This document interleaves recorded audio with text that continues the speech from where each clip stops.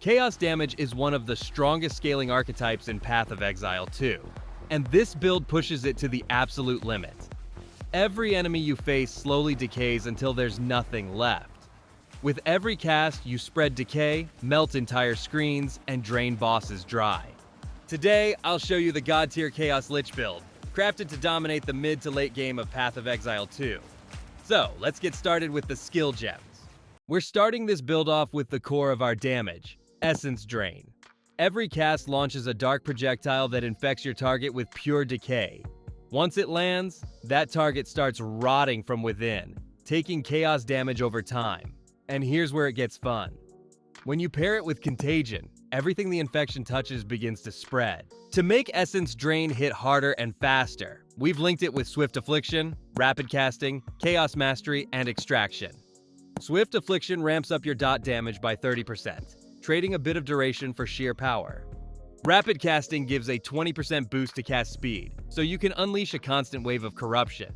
Considered Casting increases your damage but reduces cast time by 15%. Chaos Mastery for one level up to this skill, which in result increases projectile and dot damage. Also, here is a tip. While you are fighting against mobs, use Chain Support skill instead of Extraction.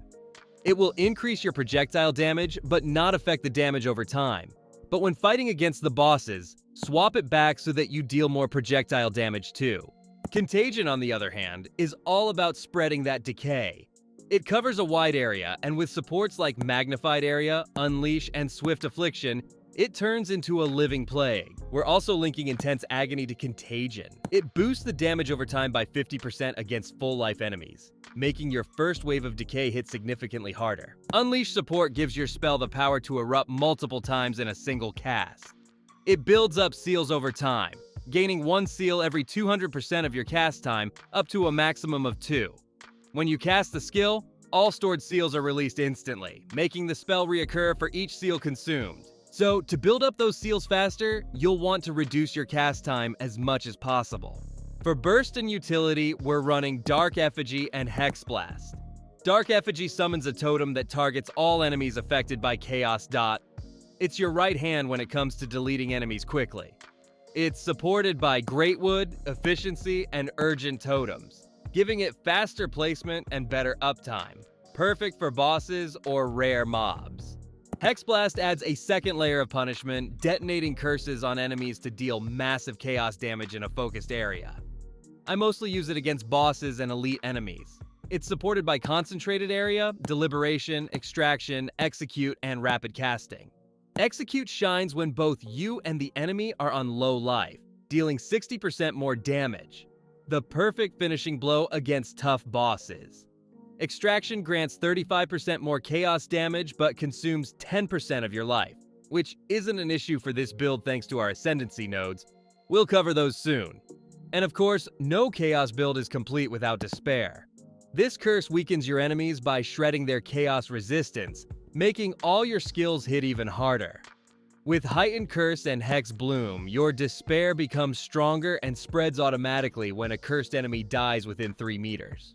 And with Decaying Hex, cursed enemies' bodies literally decay, taking chaos damage over time equal to 100% of your intelligence every second for 8 seconds. It turns your curse from simple utility into a deadly weapon on its own. And since we are stacking more intelligence, this support fits perfectly. We're also running a couple of spirit skills: Blasphemy, Withering Presence, and Convalescence. Through Blasphemy, we're using the Temporal Chains curse to slow everything around us while our damage keeps ticking. Add Slow Potency and Magnified Area, and it covers a huge zone. Perfect for maintaining control in chaotic encounters. Withering Presence is your Chaos Amplifier, and one of the deadliest parts of this build. This aura constantly applies Withered, a stacking debuff that makes enemies take 5% increased chaos damage per stack, up to 10 stacks total. That's a full 50% more chaos damage taken just for standing near you. With prolonged duration, it stays active longer, and Mysticism is a must-have. While the supported skill is active, you gain 30% more spell damage. Finally, Convalescence and Sigil of Power handle sustain and burst windows. When your energy shield runs low, activate Convalescence. It'll begin recharging your shield instantly. Meanwhile, Sigil of Power turns every fight into your domain, boosting your spell damage as long as you stand within its radius. Add supports like Prolonged Duration to maximize the buff uptime and Magnified Area to increase its radius. When you put all of this together, Essence Drain for Decay, Contagion for Spread, Despair for Weakness, and Withering Presence for Amplification, the result is pure, unstoppable corruption. You don't fight enemies with this build. You infect them and watch them fade into nothing. Our passive tree focuses entirely on scaling chaos damage over time, energy shield sustain, and spell efficiency. For this build, you'll want to prioritize nodes that strengthen your energy shield, improve its recharge rate, and speed up the start of energy shield recovery. Next, pick up nodes that enhance spell damage, chaos damage, and curse effectiveness, especially those increasing curse area, magnitude, and activation speed. Make sure to grab withered effect clusters as well. They're crucial for amplifying the chaos damage enemies take over time. And to push your damage even further, unlock Whispers of Doom so you can apply an additional curse. And don't forget about jewel sockets. I'm running 3 jewel sockets right now. On jewels, look for spell damage, presence area of effect, faster start of energy shield, and faster curse activation. The presence area of effect is going to benefit Withering Presence. Now for Ascendancy, with the first 2 points or first Ascendancy, unlock Energy Shield and Crystalline Phylactery. Crystalline Phylactery is awesome because it doubles the effect of any jewel you slot here, but cost of skills will be increased by 50% more mana when you have no Energy Shield. And that is not a problem for this build cause we are stacking a lot of energy. When you unlock 3rd and 4th points, you want to go for Eternal Life, and this changes everything. With Soulless Form, 10% of damage taken bypasses Energy Shield. That means your Energy Shield takes 10% less damage.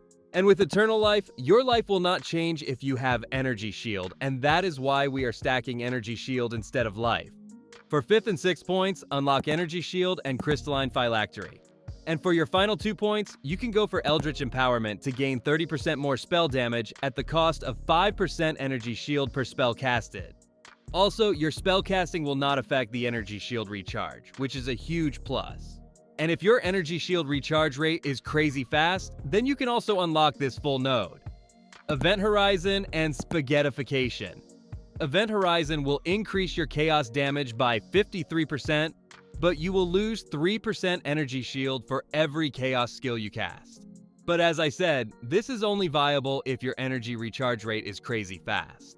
For the gear setup, I'm running a wand and focus on weapon set 1 and a staff on weapon set 2, mainly used for casting Sigil of Power and curses. I haven't crafted any of these items myself. Every piece of gear you see here was traded for a very cheap price except for the rings, flasks, and charms. If you'd like to see every item, stat, and link combination, you can check the full build details using the link provided in the pinned comment. And that's all for this build. If you have any feedback or suggestions, drop them down in the comments. I'd love to hear your thoughts and improvements.